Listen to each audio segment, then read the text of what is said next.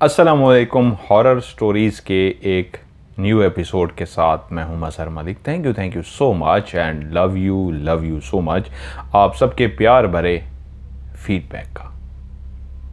आज की स्टोरी जो मैं आपको सुनाने जा रहा हूं, मुझे इंडिया के शहर दार्जिलिंग से रुखसाना ने भेजी है। वो कहती हैं जो दार्जिलिंग है ये बहुत ही पुराना इंडिया का शहर है और पहाड़ी इलाकों से ये भरा हुआ है। जैसे जैसे वक्त बदला, आबादी बढ़ गई, रोड्स बन गए, सियाहती मकामात बन गए, लोगों का आना जाना हो गया। लेकिन आज से 50-60 साल पहले 1960-1970 में बिल्कुल रोड नहीं होते थे। लोगों के चलने से, जैसे मैं पहले भी कुछ अपनी कहानी में बता चुका हूं, रास्ता सा बन जाता था। ऐसे ही रास्ते होते थे। पहाड़ों पे लोगों के घर होते थे। गांव गिनती के घरों पे मुश्तमिल होते थे। 5, 8, 10 घर एक जगह पे बन जाते थे, तो वो एक छोटा सा गांव कहलाता था। पहाड़ी रास्ता होता था। पहाड़ों से चलते चलते आप ऊपर पहुंच जाते थे और जब पहाड़ों से नीचे उतरते थे तो नीचे एक ऐसी जगह आ जाती थी जहां पे 5, 7, 8 या 10 घर बने होते। तो वो एक छोटा सा गांव कहलाता था। वहीं से एक और कच्चा रास्ता जाता था जो फिर जाके आगे एक और गांव आता था। दरख्तों की बहुतात थी, जंगल सा था जहां सिर्फ और सिर्फ जानवरों का खौफ होता था। आज जब इंसान ने तरक्की कर ली है तो आज जानवरों का खौफ नहीं, इंसान को इंसान से ज्यादा खौफ है। आज जानवर भी इंसानों से डरते हैं। कई वीडियोस ऐसी मौजूद हैं। हाथी, शेर, चीता भी ऐसे शहरों में निकल आए हैं तो उसके बाद इंसानों पे डर की वजह से हमलावर हुए हैं अपने आप को बचाने के लिए और भाग गए हैं। आज इंसान को डर है तो इंसान से डर है। लेकिन वो वक्त ऐसा था जब इंसान जानवरों से डरता था, क्योंकि इंसान एक दूसरे से प्यार करते थे, एक दूसरे का ख्याल करते थे। रुखसाना कहती हैं ये कहानी हमारी दादी कब की अल्लाह को फौत हो चुकी। अब हम बूढ़े हो चुके हैं। हम छोटे से थे तो हमारी दादी हमें उस वक्त सुनाती थी। उस वक्त वो जिंदा थी और हम उनसे फरमाइश करते, दादी कोई अपने इलाके की कहानी सुनाइए ना। तो वो मुख्तलिफ जहाँ कहानियाँ सुनाती। एक दिन ऐसे मूड में आई और किसी सोचों में गुम पाया तो कहा, दादी किन सोचों में गुम है, क्या याद कर रही हैं? तो बोली, हमारे उस गांव का ऐसा खौफनाक वाकया जिसको मैं आज भी जब याद करती हूं तो दुखी भी हो जाती हूं और एक डर की सी कैफियत लग जाती है। जिद किया, दादी हमें भी सुनाए ना। वो कहती, तुम बच्चे हो। हम उनसे कहते, दादी हमें अच्छी लगती हैं कहानी, आप सुनाए ना। जो आप कहानियां सुनाती हैं हमें बहुत मज़ा आता है। और आखिर दादी हमें कहानी सुनाने पे मजबूर हो गई। वो कहती हैं ये कहानी उस वक्त की है जब मैं तकरीबन 17-18 साल की थी। ये एक हमारा छोटा सा गांव था। 9 से 10 यहां पे घर बने हुए थे और एक सारे जहां पे ऐसे कच्चे पक्के से घर थे, एक घर उनमें ऐसा था जो उस घर का मालिक था वो हम में से सबसे ज्यादा अमीर था। हम फैसले के लिए भी उसी के पास जाते थे, मशवरा करने के लिए भी उसी के पास जाते थे। कुछ भी ऐसी हमें ज़रूरत पड़ती वो हमारी पैसों की, दानों की, अनाज की, बातों की, हर तरह की मदद करता था। और ये सिलसिला हर गांव के अंदर था कि जितने भी गांव थे वहाँ पे तमाम घर एक दूसरे से प्यार करते, राब्ता रखते, रख रखाव, मिलना मिलाना, देखभाल, जहाँ पे सब कुछ था वहीं पे हर गाँव का, जिस तरह आज एक मुखिया होता है, बड़ा होता है, तो उन्हीं में से उस गांव का जो सबसे ज्यादा खाता पीता होता वो मुखिया कहलाता और वो गांव का ख्याल रखता। क्योंकि 10 ही तो घर थे तो हम एक दूसरे को बहुत अच्छी तरीके जानते थे। एक दूसरों के चेहरों से, नामों से एक दूसरे को पहचानते थे। छोटे बड़े बुजुर्ग सब एक दूसरे से बहुत प्यार करते थे। जो अनाज होता था, जिसके घर में कम होता था, तो पहले पहले अनाज की बोरी उसके घर में रखवाई जाती थी, बाद में अपने घर के अनाज पहुंचाया जाता था। इतनी मोहब्बत का वो जमाना था।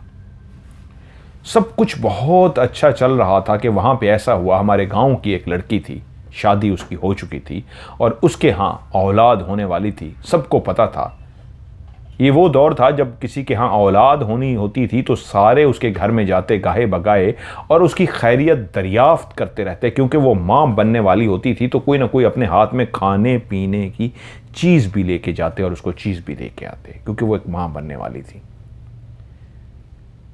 और फिर एक दिन ऐसा हुआ कि उसके यहाँ अल्लाह ने बेटा पैदा किया। वो सारे घर वाले बहुत खुश थे। उस घर गांव के जितने भी लोग थे एक एक करके उनके घर गए, बच्चे को देख के आए और उसको मुबारकबाद दी। ये सदियों का एक तरीका था। बच्चे पैदा होते थे, सब जाते थे, मुबारकबाद देते थे। कुछ भी ऐसा नहीं था जो अनोखा हो, सब कुछ एक नॉर्मल था, रूटीन का था। लेकिन वहीं पे एक ऐसा वाकया हुआ, उस बच्चे की पैदाइश को तकरीबन कोई 10वां 11वां दिन था कि उस घर से चीखें आने की शोर मच गया। ये रात का ही टाइम था, अभी लोग खाना खा के सोए ही थे। वहां पे लोग जल्दी सो जाते थे, सुबह बहुत जल्दी उठते थे। घरों के अंदर बाथरूम वाशरूम नहीं बने होते थे। खवातीन अक्सर इकट्ठी होके रात के टाइम अगर किसी को जाना पड़ता तो 3-4 खवातीन इकट्ठी होके साइड पे जाती और वाशरूम वगैरह करती थी। ऐसा ही हुआ। उस रात भी सबने अपना अपना खाना खाया। अंधेरा फैल चुका था। पहाड़ों में जब सूरज गरूब हो जाता है तो गुप अंधेरा सा फैल जाता है। आज चांदनी रात भी नहीं थी, आज अंधेरी रात थी कि वो माँ जिसके यहाँ बेटा पैदा हुआ था वो भी खाना वगैरह खा के अपने बिस्तर पर लेट गई। बेटा उसका सो रहा था। अभी उस गांव के लोगों को सोए हुए कोई आधा घंटा भी नहीं गुजरा था कि जब उस घर से उस माँ की एक जोरदार चीख गुजरी, क्योंकि वो रात की तारीकी थी, शोर शराबा, गाड़ियाँ, ये तो होता नहीं था। तो इसलिए रात को कोई ऊंची आवाज़ में बोले या चीखे तो वो दूर तक पहाड़ों में आवाज़ गूंजती थी। उस माँ की एक दर्द भरी चीख थी जो इतने ज़ोर से गूंजी कि उसके बाद उसकी चीखों का सिलसिला शुरू हो गया। उस घर के लोग आहिस्ता आहिस्ता सारे उठ गए और उस औरत के पास भागे कि खुदा खैर करे, क्या हुआ है, वो क्यों चीख रही है। यहां तक के बस्ती के जो बाकी लोग भी थे वो भी अपने घरों से जागना शुरू हो गए, क्योंकि आधी रात तो नहीं थी कि लोग गहरी नींद सो चुके हों। अभी सोए हुए थोड़ी ही देर हुई थी कि ऐसी चीखों पुकार को सुन के सब अपने अपने बिस्तरों से उठ गए और अंदाजा लगाना शुरू किया कि ये चीखों की आवाज कहां से आ रही है।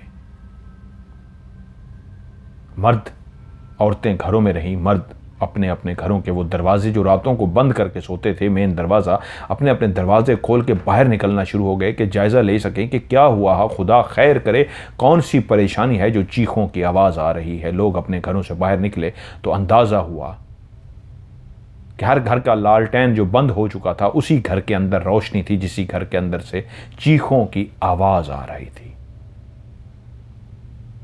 क्योंकि उस घर में वो माँ लेटी थी, उसका बेटा सो चुका था, वो भी लेट गई। वहाँ पे भी लालटेन और दिए को बुझा दिया गया। माँ माँ होती है। नींद में कहीं उसकी आंख खुली, बेटे के ऊपर उसने हाथ रखा हुआ था और जैसे ही उसने बेटे की तरफ देखा तो वो हाथ तो वहीं पे मौजूद था, उसका बेटा वहाँ पे मौजूद नहीं था।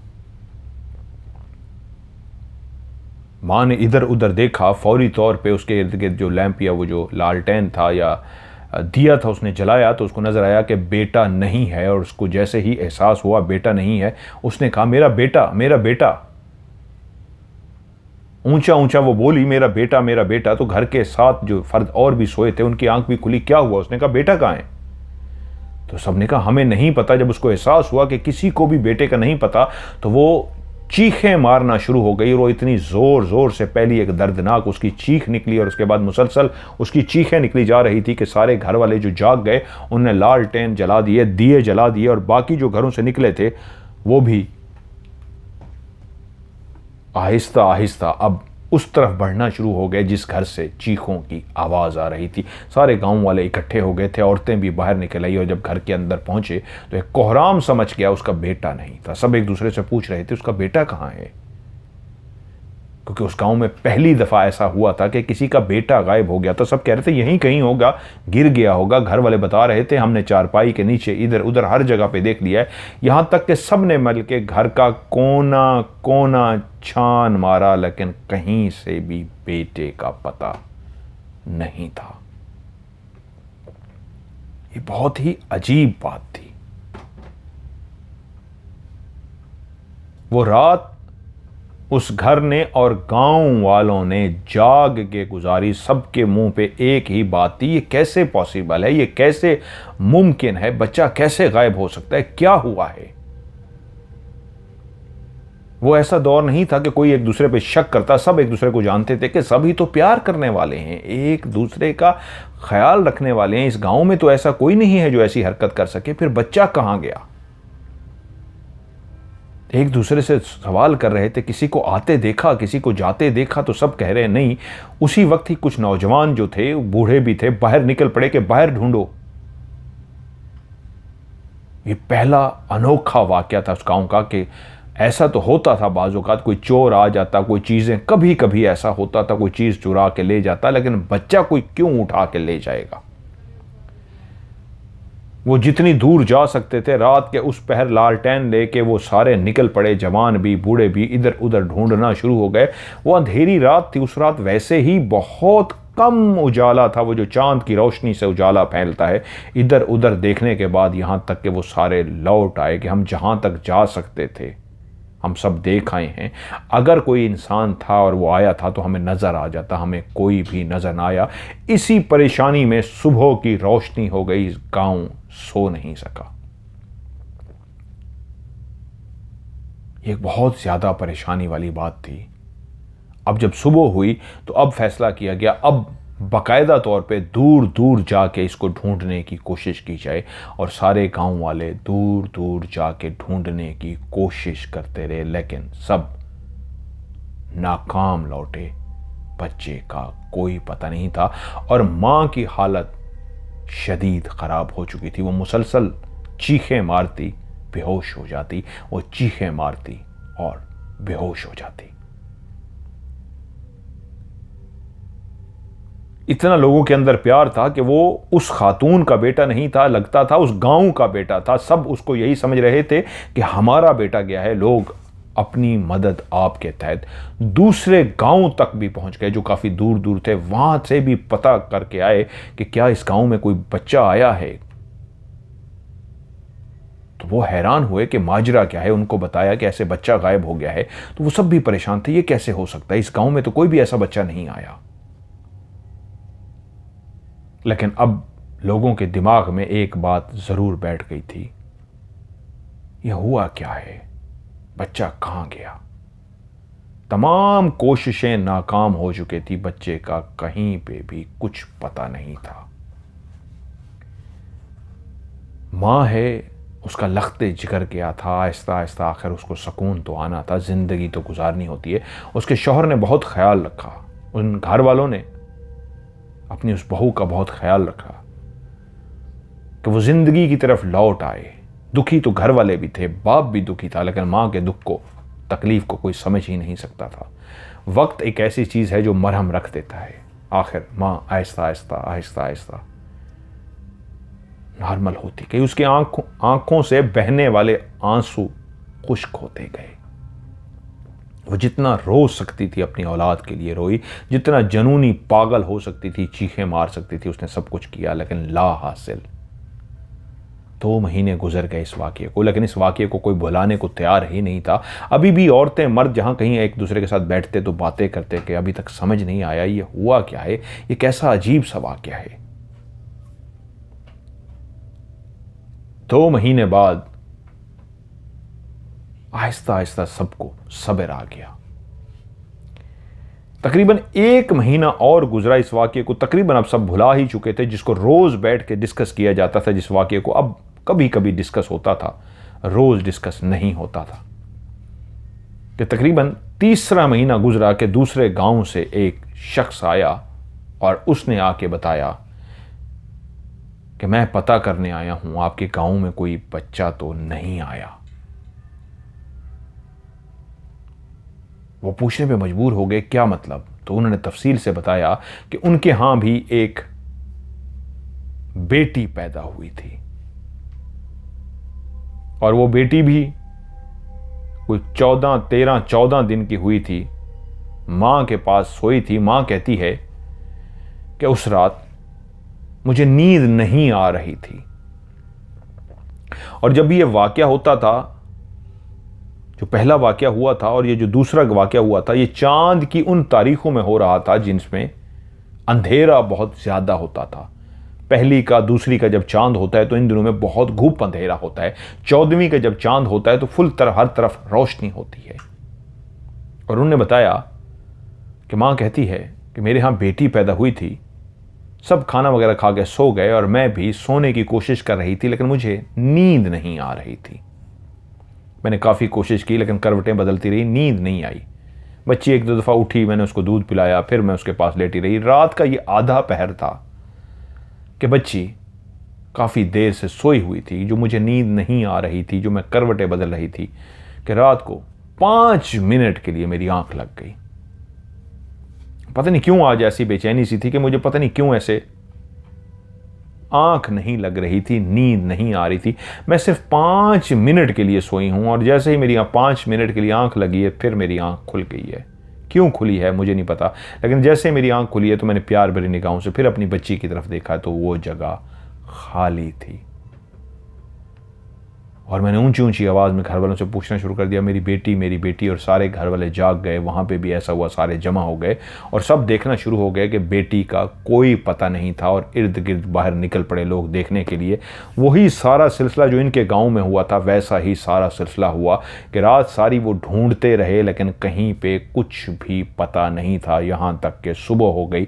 अब वो दूसरे गाँव तक, मुख्तलिफ गाँव तक लोग चले गए थे पूछने के लिए और इनके गांव में भी कोई पूछने के लिए आया था कि आपके गांव में तो किसी ने नहीं देखा। और सब हैरान थे कि यही वाकया आज से 3 महीने पहले हमारे गांव में हो चुका है, वो भी चांद की पहली तारीख थी। और आप भी जब पूछने के लिए आए हैं, चांद की पहली तारीख है और आपके यहां भी ये वाकया हो चुका है, ये क्या है? उसी रात दादी कहती हैं हमारे गांव में रात को सारे मुखिया जी और गांव के जितने भी मर्द थे सबको बुलाया गया कि आज रात को जमा हों। सारे जमा हो गए। वहां पे मर्दों ने बैठ के आपस में डिस्कस किया कि ये क्या हो रहा है। आहिस्ता आहिस्ता मां को सब्र आ गया है, 3 महीने हो गए हैं लेकिन फिर से एक वाकया रूनुमा हुआ है दूसरे गांव के अंदर। ये कुछ ठीक नहीं हो रहा। हमारे गांव से एक बेटा चला गया, उस गांव की एक बेटी चली गई। ये कैसा है, आज तक सुना नहीं था, देखा नहीं था। एक अभी हजम नहीं कर पाए थे कि दूसरा वाकया भी हो गया। हमें कुछ करना पड़ेगा, हम ऐसे बैठे रहे तो बहुत गलत हो जाएगा। तो सबने कहा जी हम कर क्या सकते हैं? अगर हम रातों को जागना शुरू भी कर दें तो दिन को काम काज कैसे करेंगे और कितनी रातें हम जागेंगे? हमारे पास इसका कोई हल नहीं है। वो सर जोड़ के बैठे बातें करते रहे लेकिन किसी के पास इसका कोई हल नहीं था सिवाय इसके कि मोहतात रहें, अपनी आंखें खुली रखें, सोएं जरूर लेकिन इतनी गहरी नींद ना सोएं कि किसी को कोई नुकसान पहुंचे। लेकिन अगले तकरीबन 6 महीने तक गांव के अंदर कुछ भी नहीं हुआ। सबको ऐसा लगा कि वो जो 2 वाकयात हुए थे, उन दोनों वाकयात के बाद अगले 6-7 महीने सुकून से गुजर गए, कुछ भी नहीं हुआ। लोग बहुत ज़्यादा मोहतात से रहे, जागते रहे, एक दूसरे की तरफ मुतवज्जो रहे, रातों को भी इस अंदाज में सोते कि हल्की सी आहट पे आंख खुल जाती, लेकिन कुछ भी नहीं हुआ। लेकिन 7 महीने बाद उनको पता लगा फलां पहाड़ की उस जगह पे वो जो दरबार सा बना हुआ है, बहुत दूर सा था, वहां पे मियाँ बीवी जिन्होंने जाके दरबार पे मन्नत मांगी थी कि अगर उनके यहाँ औलाद हो गई, क्योंकि उनकी शादी को काफ़ी अरसा हो गया था और उनके यहाँ औलाद पैदा नहीं हो रही थी, वो दोनों मियाँ बीवी दरबार पे गए और वहाँ पे जाके उन्होंने मन्नत मांगी कि अगर हमारे यहाँ औलाद, बेटा या बेटी औलाद पैदा हो गई तो हम इस दरबार पे मन्नत मांगते हैं कि ये कुछ आके तकसीम करेंगे, खाना पीना या इस तरह की चीज़ें, और माथा टेकने आएंगे। लोगों के अकीदे थे उस वक्त के। ऐसा हुआ कि कुछ अरसे बाद जिनके यहाँ काफ़ी अरसे से औलाद नहीं हो रही थी, औरत, उसने अपनी सास को खुशखबरी सुनाई कि मेरी मन्नत पूरी हो गई है, मेरे पेट में एक जिंदगी जन्म ले रही है, मुझे महसूस होता है। और फिर ऐसे ही हुआ, वक्त के साथ साथ पता लगा वो मां बनने जा रही है। उनके यहां खुशी का कोई ठिकाना ही नहीं था। वो बहुत ज़्यादा खुश थे। और फिर जब वो मां बनी, उसके यहां पहला बेटा पैदा हुआ था, वो बहुत खुश थी। स्पेशली उसका शौहर जो अब बाप बन चुका था, वो बहुत ज्यादा खुश था। औरत बेचैन थी और अपने शौहर से कह रही थी, जैसे ही उनके यहां औलाद हुई और वो भी चांद सा बेटा पैदा हुआ, तो पहली ही रात शौहर से उसने कहा, बस मैं इस काबिल हो सकूं कि मैं सफर के काबिल हो जाऊं, तो फौरी तौर पे हमें वहां पहाड़ जाना है मन्नत मांगने के लिए। मन्नत हमारी पूरी हो गई और जो मन्नत का हमने चढ़ावा कहा था, वो चढ़ावा चढ़ाना है, चादर चढ़ानी है, खाना बांटना है और माथा टेकना है। शौहर ने कहा, हाँ मुझे याद है, बस तुम बेहतर हो जाओ और उसके बाद हम चलते हैं। उस औरत जिसके यहां कई सालों बाद बच्चा पैदा हुआ था, ना वो दिन को सोती थी ना वो रात को सोती थी, वो हर वक्त अपने बच्चे को सीने से लगा के रखती थी। बहुत कम ऐसा टाइम होता कि वो साइड पे उसको सुलाती, वरना उसको हर वक्त अपनी सीने से लगा के रखती। दिन को अक्सर ऐसा होता था कि उसकी आंख लग जाती थोड़ी देर के लिए, लेकिन रात सारी वो जागती इसलिए थी कि उसके यहां जो बेटा पैदा हुआ था वो रात को जागता ही रहता था, ज्यादातर रोता रहता और वो भी उसके साथ जागती रहती थी। ऐसी उसने आदत सी पाई थी उस बच्चे ने। जैसे ही दिन के 10, 11, 12 बजते वो सो जाता और रात के 7, 8 बजे तक सोया रहता। बीच में जागता, दूध पीता, सो जाता, लेकिन जैसे ही रात होती थी वो बच्चा ऐसा खेलना शुरू होता, ऐसा जागता, फिर सोता ही नहीं था। तो वो माँ की भी ऐसी रूटीन बन गई, वो रात सारी बच्चे के साथ जागती थी और दिन को थोड़ा सा टाइम निकाल के आंख लगा लेती थी। वक्त इसी तरह गुजरा और उस औरत की जब तबीयत बेहतर होगी, उसने शौहर से कहा, चलिए चादर चढ़ाते हैं और जो जो हमने मन्नत मांगी थी वो पूरी करने के लिए चलते हैं। दोनों मियां बीवी ने इस तरह का प्रोग्राम बनाया कि हम जाएंगे और शाम से पहले पहले वहां से वापस घर की तरफ लौट आएंगे। सुबह ही सुबह वो रवाना हुए, बच्चे को उन्होंने उठाया और दोनों पैसे, सामान, चीजें लेके वहां से रवाना हुए। वो उस दरबार पे पहुंचे। उस दरबार पे जिस तरह उन्होंने मन्नत मांगी थी, उन्होंने जाके चादर चढ़ाई और जो जो खाने पीने का उन्होंने सोचा, तो उस वक्त तो खाना पीना इस तरह नहीं होता था कि लोग बैठे हैं और उनको तकसीम कर दिया। वो ऐसी खुश्क चीज़ें, जिस तरह खुश्क मिठाई या कुछ चीज़ें होती हैं जो रख दी जाती थी, लोग खाते भी थे, उनको वहाँ पे जो होते थे गद्दी नशीन टाइप, उनको दे दी जाती थी कि जो भी आए उनको देते रहे, इस तरह का सिलसिला होता था। तो वो गाँव के लोग बना के जाते थे अपने हाथ से, खालिस और देसी चीज़ें। तो वो औरत इस तरह की चीज़ें बना के गई थी। उन्होंने चादर वगैरह चढ़ाई और वो जो गद्दी नशीन था उसको सारा सामान उसके हैंड ओवर किया कि जो भी आए उसको ये खाने पीने का सारा दें। और इसी तरह बस वो तैयारी में ही थे कि अब शाम होने लगी है, अंधेरा फैलने लगा है, कि अब हम यहाँ से रवाना हों ताकि जल्द से जल्द अपने घर पहुँच जाएं। वो कहती हैं कि आखिरी अब एक माथा टेकना था जाने से पहले, कि अब हम माथा टेकें दोनों मियाँ बीवी और घर की तरफ रवाना हों। उस औरत ने अपने बेटे को उठा के साइड पे रखा और उस कब्र के सामने वो बाकायदा माथा टेकने के लिए लेटी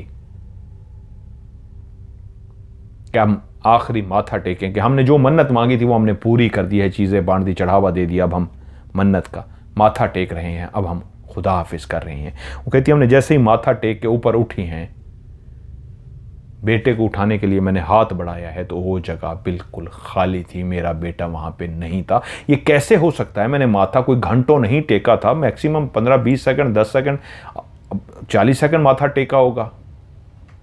लेकिन अगर कोई आपके करीब भी आए माथा टेकते हुए तो आपको पता लग जाता है। वो कहती है, मुझे आवाज़ तक भी, शौहर भी मेरे साथ था, एक आहट, आवाज़ कुछ भी महसूस नहीं हुआ। और जिस वक्त हम माथा टेक रहे थे इर्द गिर्द कोई भी नहीं था, सब खाली था। ये कैसे पॉसिबल है? कोई इतनी जल्दी आया, उसने उठा भी लिया और मुझे पता भी नहीं लगा और चला भी गया, बेटा रोया भी नहीं। मां थी, उसका दिल घबरा गया, बेटे को देखा, शौहर से कहा, बेटा, उसने कहा यहां तो था। वो दोनों एकदम घबराए, इधर उधर भागना शुरू कर दिया, बेटा बेटा देखना शुरू हो गए, शदीद खौफ के आलम में आ गए। मां को अजीब, दिल की धड़कन तेज, मां की हालत कपकपा रही थी, वो शदीद कांप रही थी, मेरा बेटा, हाय मेरा बेटा। तो उसी वक्त उन्होंने देखा वहीं पे एक गद्दी नशीन के साथ ही एक मुलाजिम जो रहता था, उन्हें देखा वो हाँफता हाँफता उनके करीब पहुंचा है। अभी उनको ढूंढते हुए 3-4 मिनट ही हुए थे, हाँफता हुआ पहुंचा है और उसने कहा है वो बच्चा आपका था। औरत एकदम चीखी, क्या मतलब, कौन सा बच्चा? हाँ मेरा बच्चा है जो नहीं मिल रहा।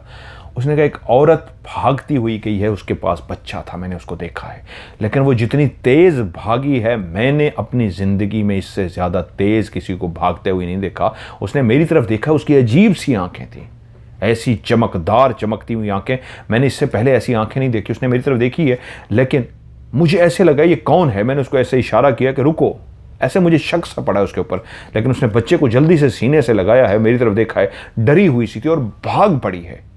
और मैंने उसको आवाज दी रुको रुको, वो और तेज भागी है, मैं उसके पीछे भागना शुरू हो गया हूं। लेकिन जितनी तेजी से वो भागती हुई जा रही थी, मैंने किसी औरत को जिंदगी में इतना तेज भागते हुए नहीं देखा कि वो मेरी आंखों के सामने ही इतनी तेज भागी कि गायब ही हो गई। मैं कुछ दूर तक उसके पीछे भागा हूं, लेकिन उसके बाद मुझे समझ ही नहीं आई कि वो गई किस तरफ है, मैं भागूं तो किस तरफ भागूं। तो मैं इसलिए पीछे वापस लौट आया हूं पूछने के लिए कि क्या हुआ है, देखूं किसका बच्चा था, उसका अपना था, मेरा वहम है, मुझे उस पर शक गुजरा था, या वाकई वो किसी का बच्चा लेके गई है। तो आप बता रही हैं वो आपका बच्चा था।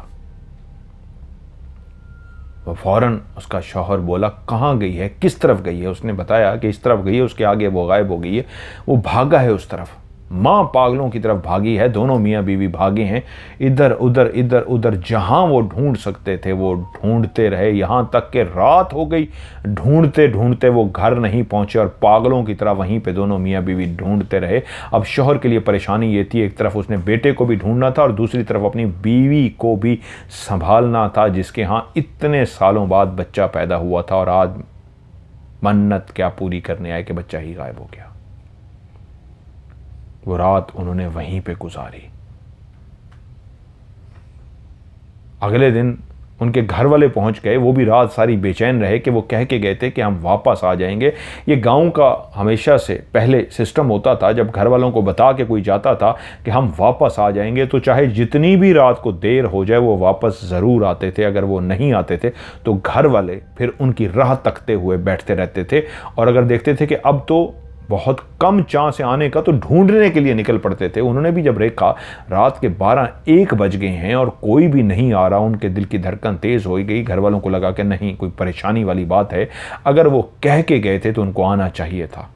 और लोग ऐसे ही करते थे, अगर घर वालों को कह के जाते थे तो फिर हर सूरत में वापस आते थे। उनको पता है कि अगर हम ना गए तो घर वाले परेशान हो जाएंगे और वो हमें ढूंढने के लिए निकल पड़ेंगे। ऐसा ही हुआ।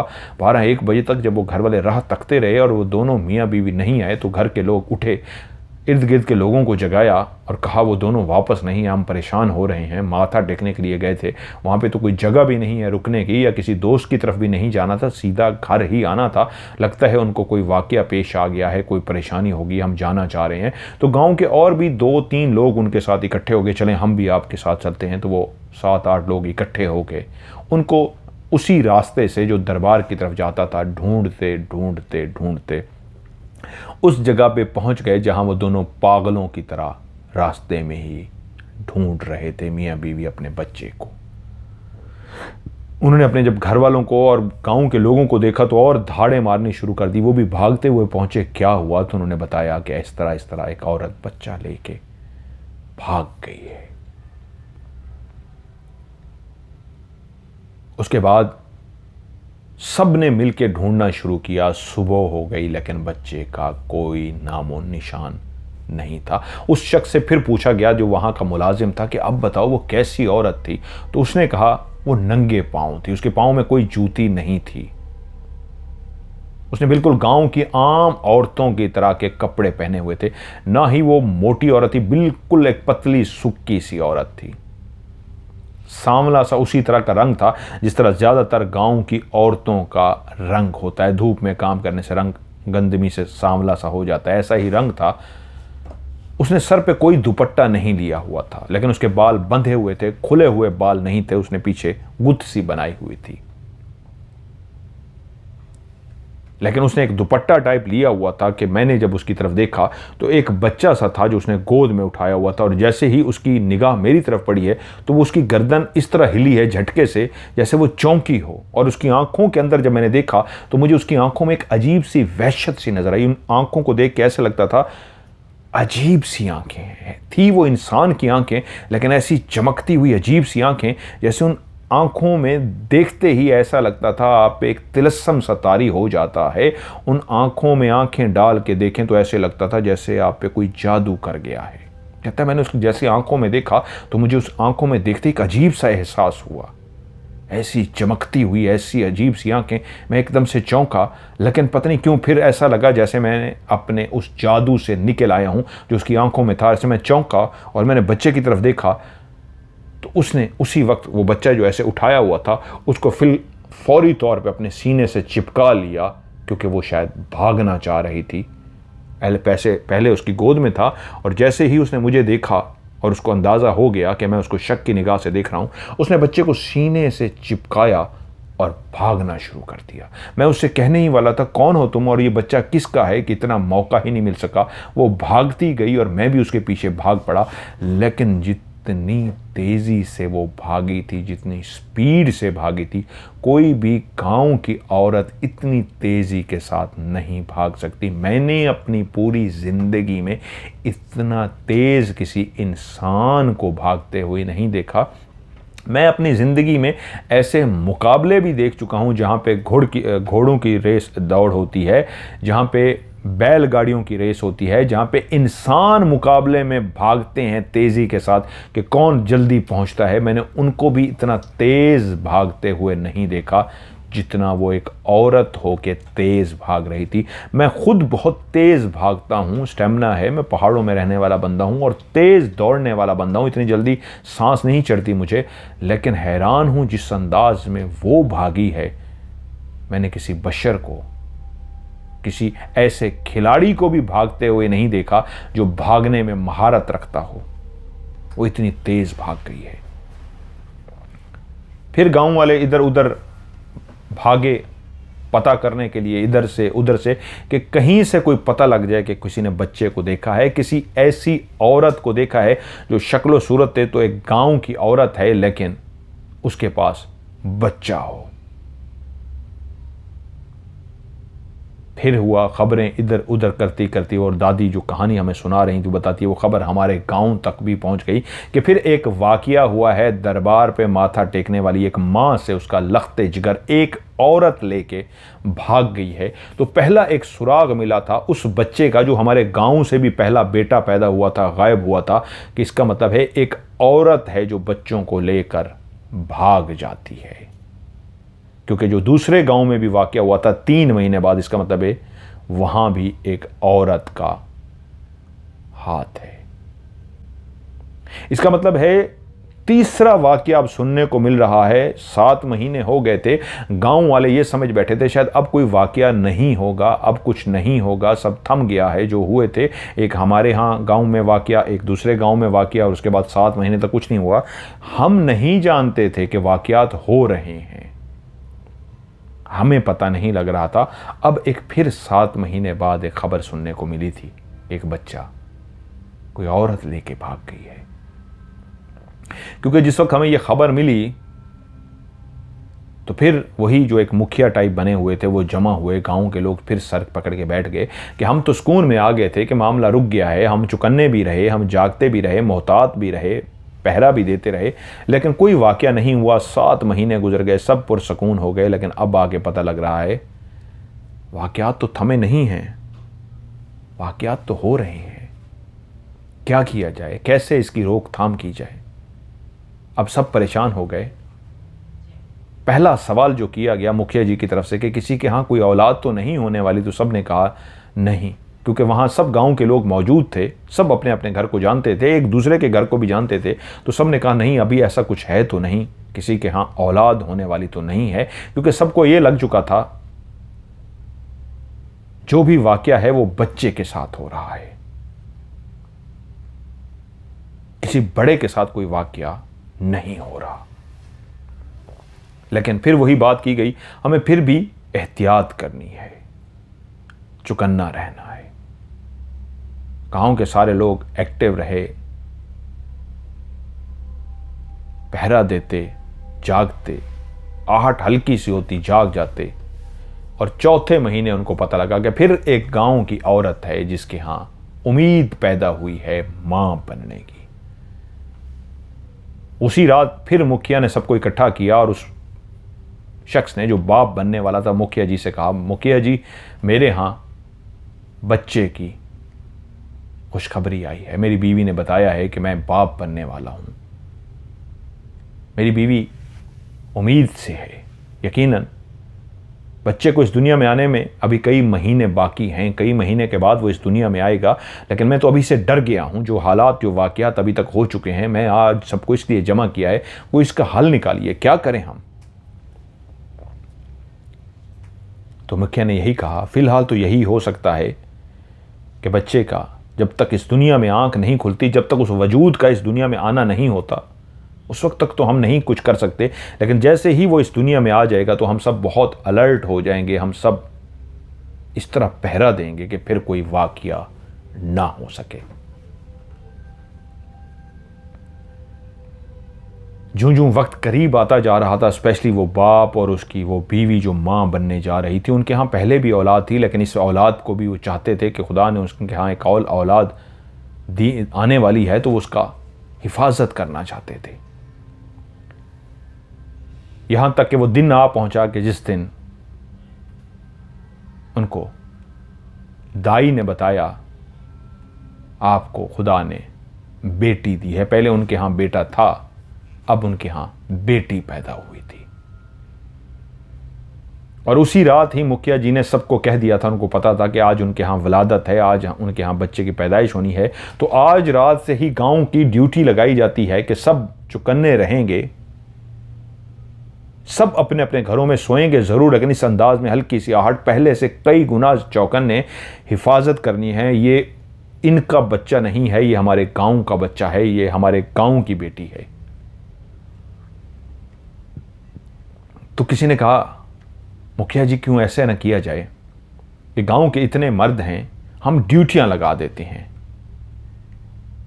3-3 मर्दों की ड्यूटी लगा देते हैं। एक रात 3 मर्द, फिर अगली रात दूसरे 3 मर्द, फिर उसके अगली रात अगले 3 मर्द, 3-3 मर्द घर का पहरा देंगे।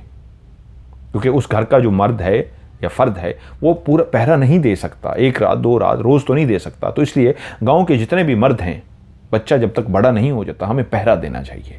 यूं ड्यूटियां लगा दी गई थी कि 3-3 मर्द रोजाना रात को पहरा देंगे।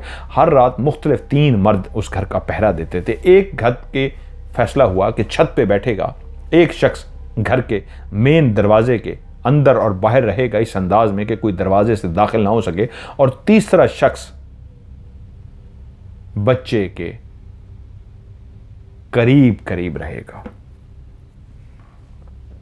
और यूं तय हुआ और इस अंदाज में ड्यूटियां शुरू हो गई। जैसे ही रात होती, खाना वगैरह खा के मर्द नौजवान एक छत के ऊपर चढ़ा जाता और छत से खड़े होकर इर्द गिर्द के मंजर पे निगाह रखता। दूसरा बच्चे के करीब करीब मौजूद रहता, इतना भी नहीं कि उसके सर पे चढ़ के खड़ा हो, लेकिन इस अंदाज में मौजूद रहता कि बच्चा उसकी नजरों से ओझल ना हो। तीसरा बाहर मौजूद रहता कि दरवाजे से कोई अंदर बाहर ना जा सके।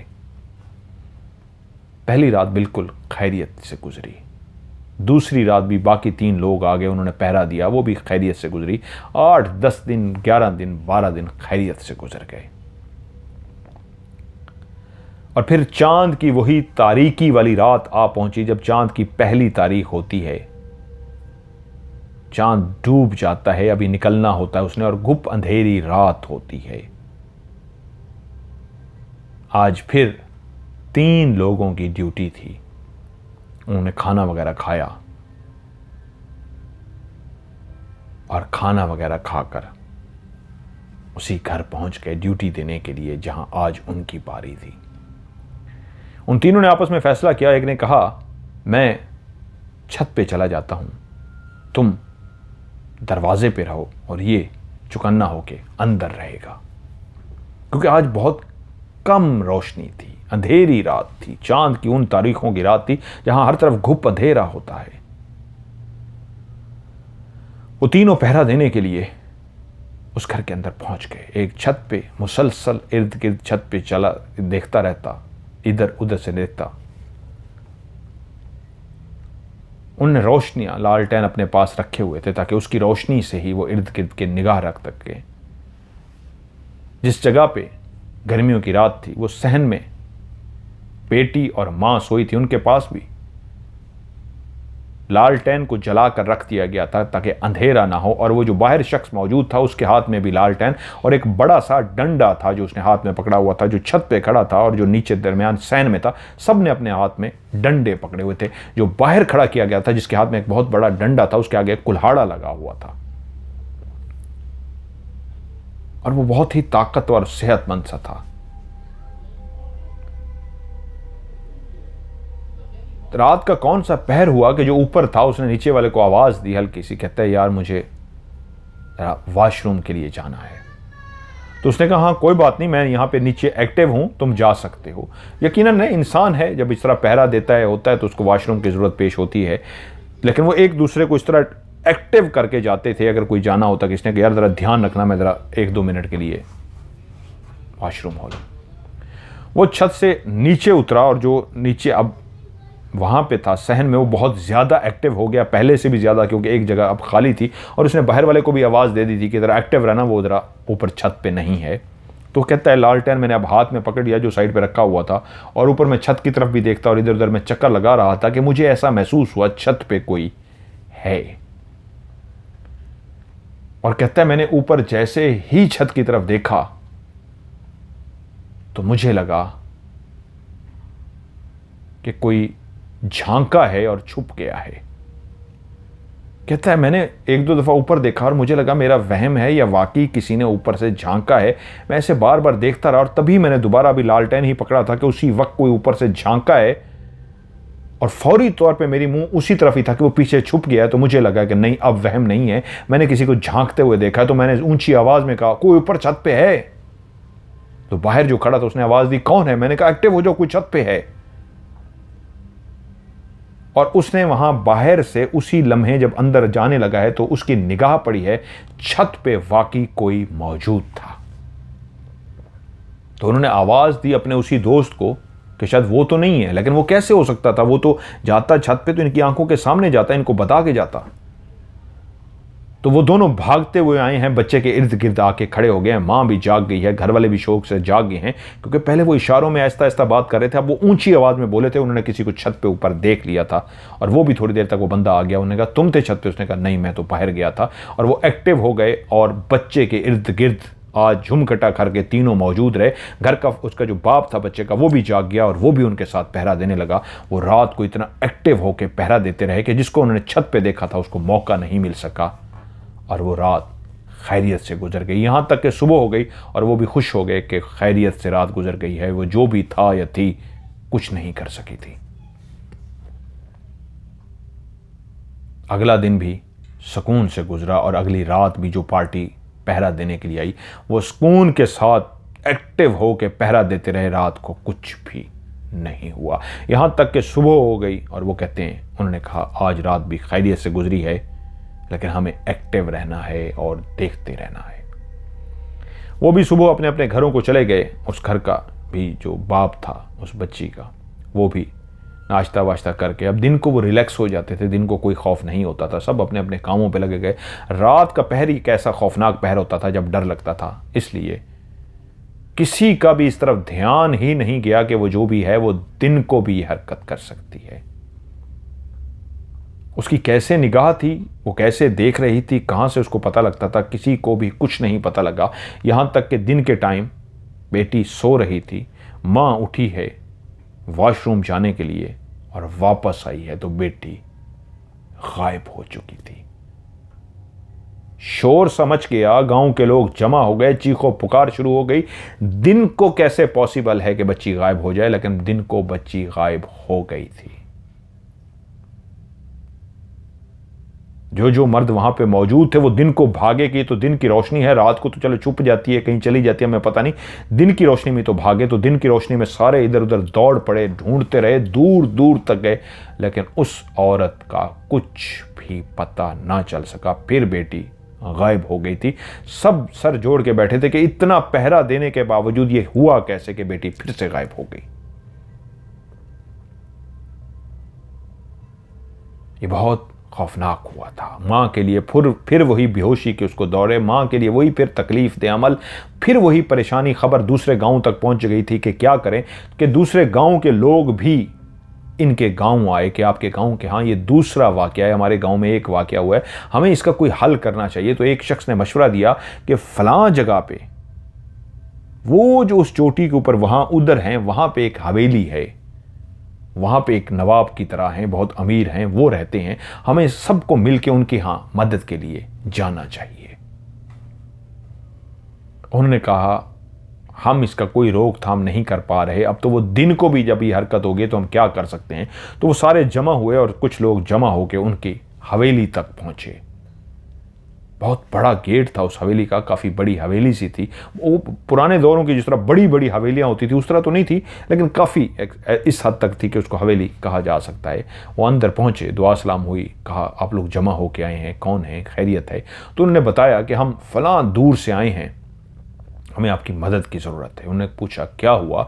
उन्होंने कहा ये सारा वाकया है और हमारे गांव में ये सारे वाकयात हो रहे हैं, हमारे गांव में ये दूसरा वाकया हुआ है, इनके गांव में ये हुआ है, दरबार से ये हुआ है, और बहुत कुछ जो हुआ है वो हमारे शायद नोटिस में नहीं है, लेकिन ये मुसलसल हो रहा है, आप हमारी मदद कीजिए।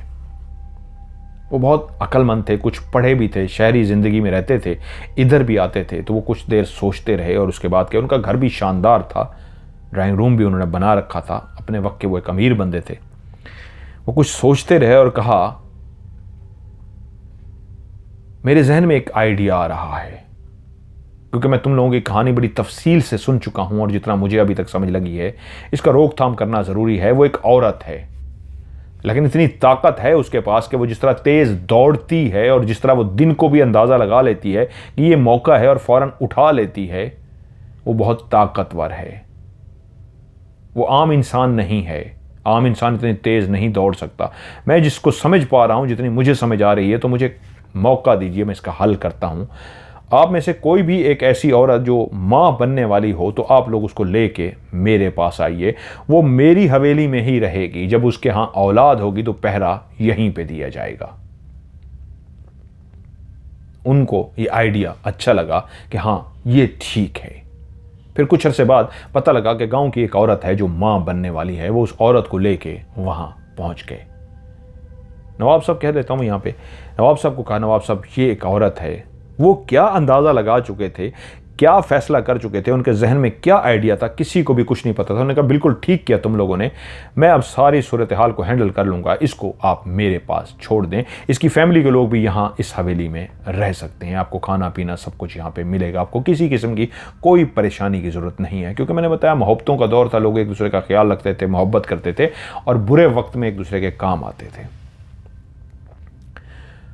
उन्होंने अपने एक दोस्त से, वो शहर जाते थे, अभी बच्चा नहीं हुआ था, वो शहर चले गए, अपने दोस्त को मिले, वहाँ पे क्या बात हुई किसी को नहीं बताया। वो अपने दोस्त को भी साथ लेके आए।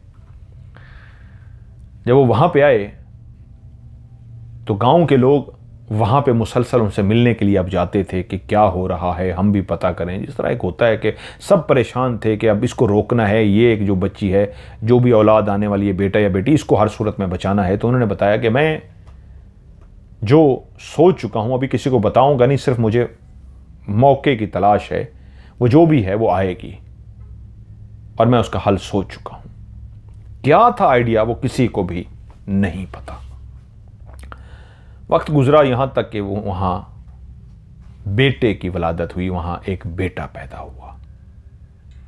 उनका एक दोस्त जो था वो शहर में रहता था, वो भी उनके साथ आ चुका था। वो एक दाढ़ी वाला, एक यंग सा था, लेकिन उसने दाढ़ी वगैरह रखी हुई थी और वो पढ़ता रहता था। उसको कोई अमलियात वगैरह का शौक था, वो उसको साथ लेके आए थे। गांव वालों ने कहा जी हमारी हेल्प की ज़रूरत है तो हम भी बताते हैं। उन्होंने कहा नहीं, जो मैंने सोच रखा है, उम्मीद है इंशाल्लाह बच्चा कहीं नहीं जाता, आप लोग सब्र रखिए, आते रहिए, आप बिल्कुल रोज़ आना चाहें रोज़ आके पता कर सकते हैं, लेकिन टेंशन मत लीजिए, बेहतर होगा। वो आते रहे, पता करते रहे। बच्चा अब हो चुका था, एक रात, दूसरी रात, तीसरी रात, पांचवीं रात, 10वीं रात, सब कुछ सुकून से जा रहा था कि गांव वाले अगली सुबह वहां पता करने के लिए गए तो पता लगा रात वो औरत वहां आई थी, और ना सिर्फ आई बल्कि वहां पे उन्होंने उसको पकड़ लिया था। माजरा सारा उनको पता लगा तो वो ये था, उन्होंने किसी को भी अपने दिमाग में जो गेम थी आइडिया नहीं लगने दिया था। उन्होंने बताया कि मैं शहर गया अपने एक दोस्त के पास, वो अमलियात जानता था, यंग था, उसको बहुत शौक था और अमलियात वगैरह भी करता था। मैंने उससे सारी सूरत हाल का जिक्र किया तो उसने कहा मैं जान गया हूं, वो एक ऐसी औरत है जो बच्चों को उठा के ले जाती है और उनके दिल निकाल के, जिगर निकाल के खा जाती है। वो एक ऐसा अमल करने जा रही है जिससे वो ताकतवर हो चुकी है, लेकिन एक ऐसा अमल करने जा रही है जिसके बाद वो मुकम्मल चुड़ैल बन जाएगी, जिसके पांव उल्टे हो जाएंगे। अभी भी उसके पास ताकत है, उसी ताकत की बेस पे वो तेज भागती है, उसी ताकत की बेस पे उसको बच्चे का पता लग जाता है, कहां पे बच्चा है, उसको मौके का पता लग जाता है, अपने उस जादू से वो पता लगा लेती है। उसके पास इतना जादू है कि बच्चा कब कहां मौका है, मुझे किस वक्त जाना है, किस घर में जाना है, ये उसको जादू से पता लग जाता है। लेकिन अभी इतनी ताकतवर नहीं हो सकी कि मैं उसको पकड़ ना सकूं। अभी जब वो 7 बच्चों को खा लेगी, उनके कलेजे को खा लेगी, तो उसके बाद फिर वो चुड़ैल बन जाएगी। लेकिन जब तक वो 7 बच्चों को नहीं खाती, अभी इतनी ताकतवर नहीं हुई कि मैं उसको पकड़ ना सकूं। तो उसका तरीका उसने कहा करना ऐसा है, हमें उसी कमरे में जहां पे वो मां अपने बच्चे के साथ रहती है, जब भी रात हो, इस अंदाज में बच्चे की रोने की आवाज रोज रात को आए कि उस कमरे में बच्चा रोता है। लेकिन बच्चे को उस कमरे में नहीं रखना, उसको हवेली के किसी ऐसे तय खाने में, ऐसी जगह में रखना है जहां पे कमरों को लॉक रखा जाए, अंदर कोई दाखिल ना हो सके, क्योंकि उसने कहा वो दाखिल होती है। लेकिन उस कमरे को, जिस कमरे में वो मां और दिन को उसका बेटा इस कमरे में रहते हैं, रात को वहां से शिफ्ट कर दिया जाए। लेकिन रात को उस कमरे में इस तरह की आवाजें मुसलसल आती रहें कि इस कमरे में बच्चा है। उसने कहा बाकी मैंने इस तरह का जादू कर दिया हुआ है कि वो अपने जादू से पता करने की कोशिश करेगी तो उसको उस कमरे से आवाज आ जाएगी कि इस कमरे में बच्चा है। ये वो धोखा खा जाएगी कि बच्चा है या वहां पे सिर्फ आवाज आ रही है। इस तरह का हमें आवाज का बंदोबस्त करना है, टेप के जरिए, रिकॉर्डिंग के जरिए। वो जो ताली वाजा या वो होता था कि वहां पर हमने रात को चलाना है उसको, और आवाज आती रहे हर थोड़ी देर के बाद कि बच्चा रोता है। उन दोनों ने प्लानिंग की और इस तरह की रिकॉर्डिंग, इस तरह का उस दौर में कैसेट के अंदर, उसके अंदर वो कहते हैं उन्होंने वो जो थाली टाइप सी होती है वो रिकॉर्ड करवा लिया कि बच्चे की थोड़ी देर के बाद रोने की आवाज़ आती। उन्होंने कहा करना ये है, और वो दोस्त भी उनके साथ आ गया कि मैं वहीं पे हूँगा, मैं अपना पढ़ाई करके बैठूंगा, और अगर वो पढ़ने की कोशिश करेगी तो उसको पता लग जाएगा इस हवेली के अंदर, अब उसको पता है, उसने आना है कि इस हवेली में बच्चा पैदा होने वाला है, वो तलाश में है। वो अपने इल्म की वो जादू जो है उसको पढ़ के वो इस हवेली में जब आने की कोशिश करेगी तो जब रात को पहुंचेगी तो उसको आवाज़ आ जाएगी इस कमरे में बच्चा है। मैं अपने हिसार से जहाँ पे बच्चा है असल में उसको छुपा दूंगा, उसका जादू वहाँ पे नहीं चल सकेगा। और जैसे ही वो इसके अंदर दाखिल होगी तो बाहर हमने रस्सियों के जरिए दरवाजे को इस तरह बांध रखा होगा, जैसे ही वो बच्चे को उठाने के लिए अंदर दाखिल होगी हम दरवाजे बंद कर देंगे। और ऐसा ही उन्होंने किया। रात को उस कमरे के अंदर बच्चे की रोने की आवाज आती और उन नवाब साहब का दोस्त भी वहीं पे मौजूद रहता। नवाब खुद भी वहां पे रात को जागता और मौजूद रहते। मुलाजमों के हाथ में 2 रस्सियां ऐसी होती थीं जो छुपी हुई रस्सियां थीं जिनके खींचने से दरवाजा बंद हो जाता। उन्होंने जान के ऐसे कमरे में उसको दिन को रखवाते थे, उस औरत को जहां पे पहरा देते वो, कि वहां पे बच्चा मौजूद रहे। रात को वहां से बच्चा और मां को गायब करके सिर्फ आवाज को चलाया जाता। ये तीसरी रात थी। पहली रात सुकून से गुजर गई, दूसरी रात भी सुकून से गुजर गई। ये तीसरी रात थी कि बच्चे की रोने की आवाज़ आई। तो नवाब साहब को उस बंदे ने इशारा कर दिया कि मेरी इल्म के ज़रिए आज रात वो आएगी, और ऐसा ही हुआ। मुलाजमों को चौकन्ना कर दिया गया। वो रस्सियों को बैठ के मजबूती से थाम के बैठे हुए थे और वो इतने दबे कदमों आहिस्ता आहिस्ता चलती हुई आई कि किसी को आती हुई नजर ही नहीं आई। लेकिन जैसे ही वो कमरे के दरवाजे के अंदर दाखिल हुई तो उस बंदे ने इस तरह का सिस्टम किया हुआ था कि वो अगर पाँव रखती तो उनको पता लग जाता कि वो दाखिल हुई है। और उसने जैसे ही पाँव रखा उनको पता लग गया कि कोई कमरे में दाखिल हुआ है। उनको हुक्म था कि फौरी तौर पर रस्सियाँ खींच लें। उधर उनको महसूस हुआ पाँव रखा गया, उन्होंने जल्दी से उस वक्त दरवाजे बंद कर दिए और जैसे ही दरवाजे बंद किए तो भाग के बाहर से उसको लॉक कर दिया गया। और अंदर से एक चीखो पुकार की आवाज शुरू हो गई। दरवाजे को तोड़ने की कोशिश जारी हो गई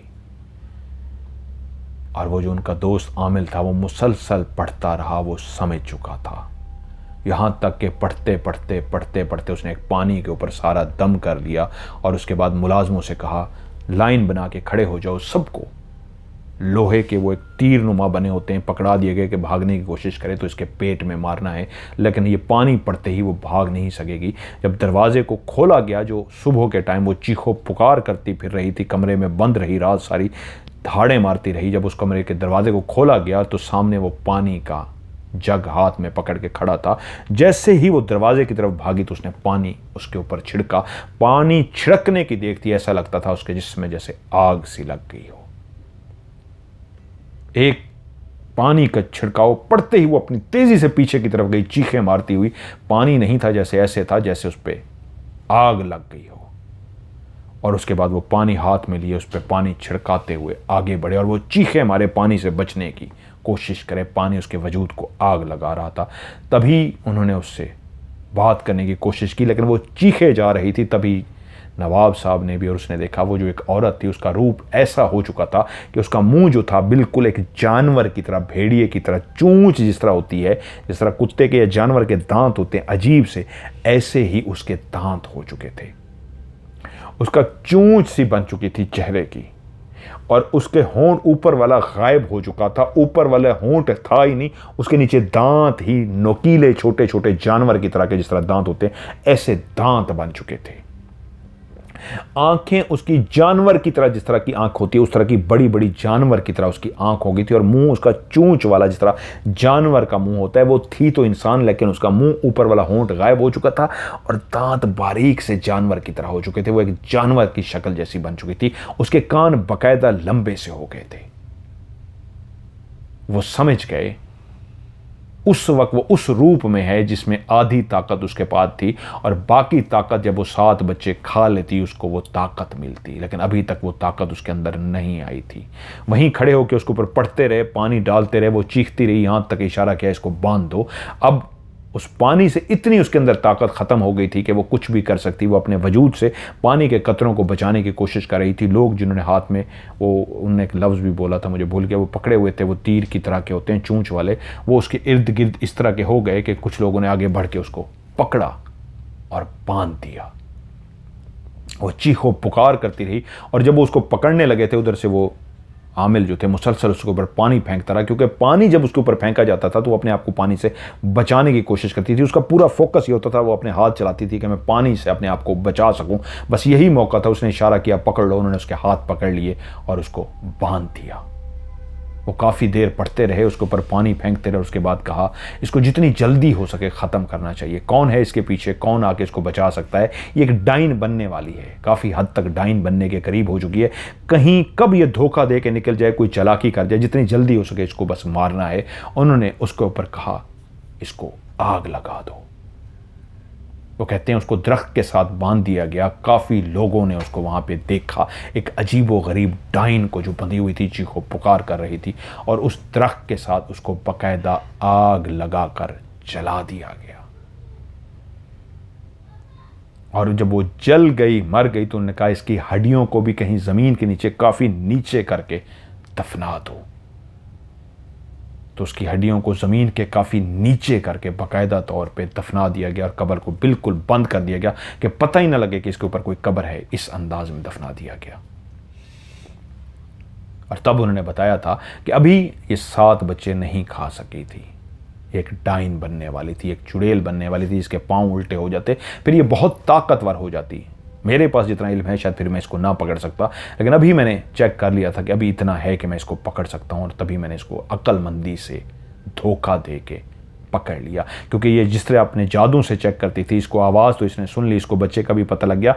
इसने जब जादू करके पढ़ाई की थी तो इसको पता लग गया था, क्योंकि दिन को यहाँ पे माँ और उसकी बेटा होता था, तो इसने जब पढ़ाई की थी इसको पता लग गया था इस कमरे में रहते हैं। अब ये इंतज़ार में थी कि रात के टाइम आ सके। उसके जादू ने इसको सही कहा था, वहाँ पे माँ और बेटा थे।